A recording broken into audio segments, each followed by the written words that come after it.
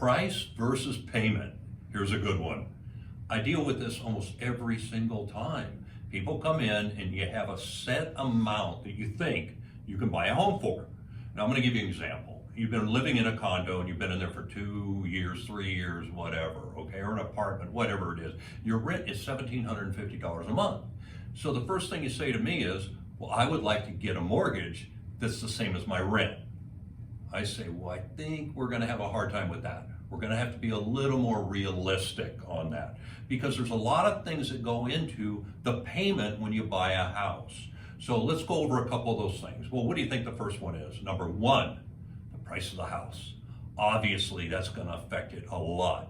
Number two is the down payment. How much are you putting down for that house? Are you coming in with 0 down, 3%, 5%, 10, 20, 30? That makes a huge difference with your payment at the end of the month.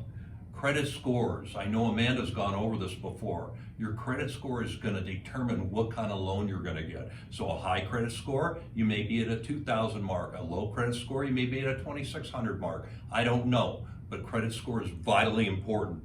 Taxes.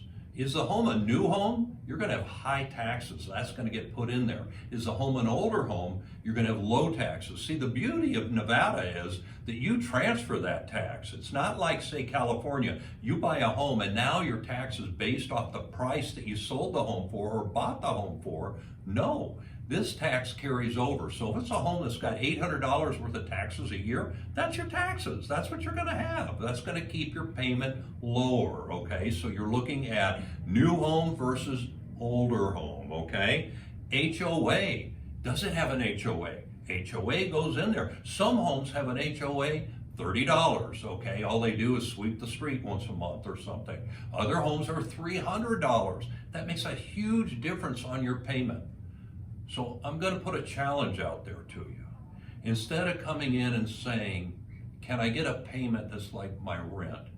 Ask yourself, what is the highest amount that you can afford and be comfortable? Notice I said comfortable. You don't want to be house poor. It's the worst thing you can be.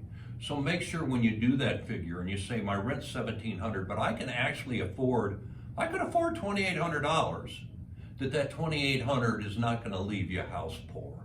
Make sure it's comfortable.